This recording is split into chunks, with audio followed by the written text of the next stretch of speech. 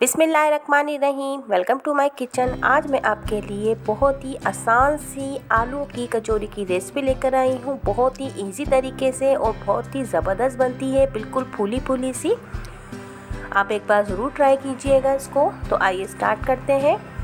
इसके लिए मैंने 250 ग्राम मैदा लिया है। उसके अंदर मैं हस्बे ज़ायक़ा नमक डाल दूँगी। 1 टीस्पून मैंने इसके अंदर नमक ऐड किया है। अब इसके अंदर मैं 3 टेबल स्पून घी के ऐड करूँगी। घी मेरा ना मेल्टेड है और ना ही जमा हुआ है, इसलिए मैं 3 टेबल स्पून इसके अंदर ऐड कर रही हूँ। अगर आपका जमा हुआ घी है तो बस फिर आप इसके अंदर 2 टेबल स्पून इनफ है। अब इसको मैदे में घी को अच्छी तरीके से मिक्स करेंगे, क्रम्बल करेंगे। घी को मैदे के अंदर अच्छी तरीके से मिक्स करना है। ये देखिए इस तरीके से।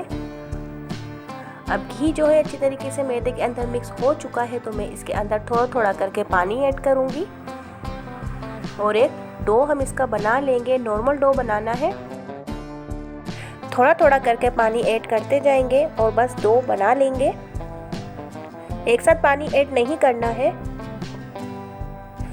और याद रखिए सॉफ्ट डो भी नहीं बनाना हमें, बस एक थोड़ा सा हमें सख्त डो बनाना है। अभी इस तरीके से ये देखें डो बन चुका है। अब मैं इसको 10 मिनट के लिए रेस्ट देने के लिए रख दूंगी। डो को रख दिया है 10 मिनट के लिए। तब तक हम दूसरी तैयारी कर लेंगे, यानी इसकी फिलिंग की तैयारी करेंगे।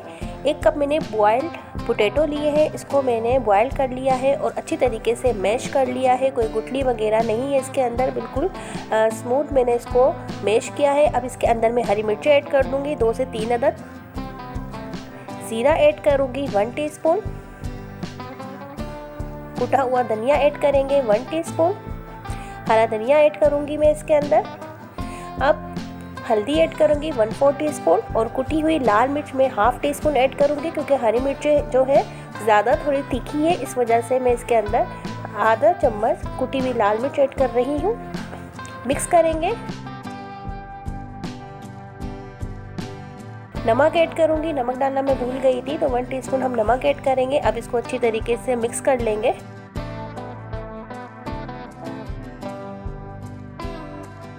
बस पकाना वकाना नहीं है, आलू को बॉईल करना है और तमाम चीज़ों को हमें इसके अंदर मिक्स करनी है। स्पाइसेस वगैरह सब डाल देने हैं और कोई इसको पकाना नहीं है। इससे ही बहुत ज़बरदस्त सी फिलिंग बनती है।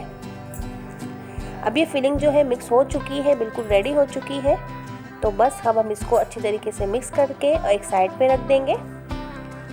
अब दोबारा से हम अपने डो पे आ जाते हैं, जो हमने 10 मिनट के लिए रेस्ट रखने के लिए रखा था। अभी थोड़ा सा बस हम इसको स्मूथ करेंगे। 1 से 2 सेकंड बस हम इसको हल्का सा गूंदेंगे और ये देखिए बिल्कुल स्मूथ और ज़बरदस्त सा प्यारा सा डो बिल्कुल रेडी हो चुका है। अब मैं इसके छोटे छोटे से पेड़े बना लूँगी। साइज आप देख सकते हैं। बस इस तरीके से मुझे छोटे छोटे से इसके पेड़े हम तैयार कर लेंगे। ये देखिए सारे मैंने रेडी कर लिए हैं। अब एक पेड़ा लूँगी, इसको मैं हाथों से थोड़ा सा प्रेस करेंगे और इस तरीके से उंगलियों की मदद से हम इसको राउंड शेप में इस तरीके से घुमाएंगे। तो ये देखिए खुद ही फैलता जाएगा। बस इसी तरीके से आप इसको घुमाते रहे।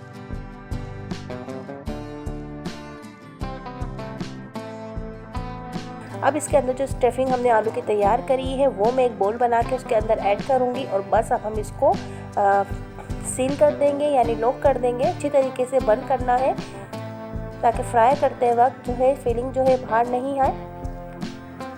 बस अच्छी तरीके से हम इसको बंद कर देंगे, बिल्कुल हाथों की मदद से दबा दबा के। और ये देखिए इस तरीके से ये बिल्कुल रेडी हो गया है। तमाम पेड़ों के अंदर मैंने फिलिंग कर ली है। अब एक पेड़ा में उठाऊंगी, इसको हाथ की मदद से ऐसे ही दोबारा से वही स्टेप करेंगे। ये देखिए इसी तरीके से बस राउंड राउंड राउंड घुमाएंगे इसको उंगलियों की मदद से, और ये उंगलियों की मदद से ही बस ये फैलता जाएगा और इसके किनार भी बिल्कुल पतले होते जाएंगे। फिलिंग बिल्कुल भी बाहर नहीं आएगी। बस आप हल्के हाथों से इसको इस तरीके से प्रेस करते जाएं।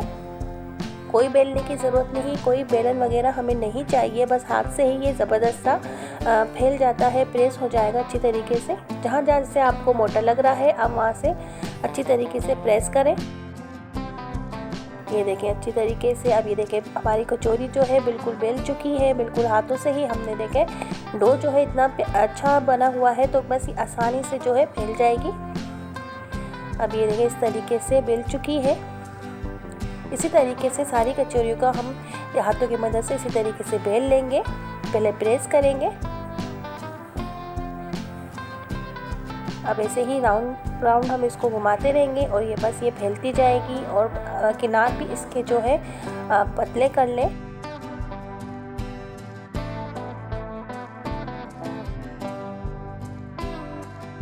जहाँ से आपको मोटी लग रही है तो बस आप हाथों की मदद से इसको हथेलियों की मदद से आप प्रेस करके एक जैसे सारी इक्वली आप इसको बेल लें। ये देखिए दूसरी कचौरी भी ये देखिए कितनी आसानी से और बिल्कुल इसी तरीके से ये जो है बन चुकी है, बेल चुकी है बगैर बेलन से। अब फ्राई करने का भी आप तरीका देख लें इसका। ज़्यादा तेज़ गरम नहीं करना।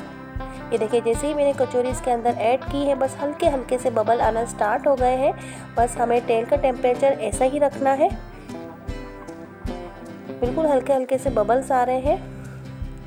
और डालने के बाद हमें बिल्कुल भी नहीं छेड़ना है इसको, बस ये खुद ही ऊपर फूलती जाएगी। बस आप इसको अलग अलग कर दें इस तरीके से, बस ताकि इसको फूलने में इसको जगह मिल सके। अब ये देखें खुद ही देखें कितनी ज़बरदस्त सी फूलना स्टार्ट हो गई है बगैर चम्मच से प्रेस किए हुए। ये देखिए कितनी ज़बरदस्त कचौरियाँ फूल चुकी हैं। अब हम इसकी साइड चेंज करेंगे।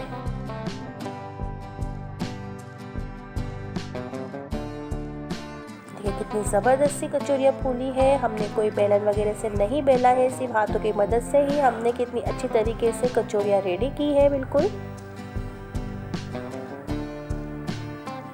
तेज़ आंच में इसको फ्राई नहीं करना क्योंकि हमें इसको अच्छी तरीके से पकाना है।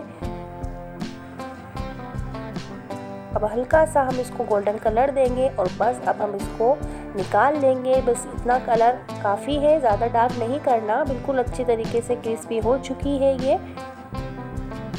और ज़बरदस्त सी फूल भी चुकी है। तो बस अब मैं तमाम कचौरियाँ निकाल लूँगी। ये ले जनाब बहुत ही मज़ेदार सी आलू की कचौरियाँ बिल्कुल रेडी हो चुकी है।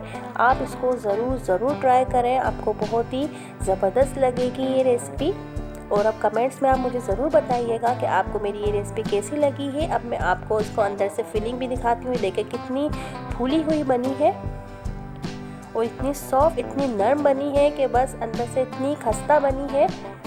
अगर आपको मेरी रेसिपी पसंद आई है तो प्लीज़ लाइक करें, शेयर करें, कमेंट्स करें, सब्सक्राइब करें। मिलते हैं आपसे अगली रेसिपी पे। अल्लाह हाफिज़।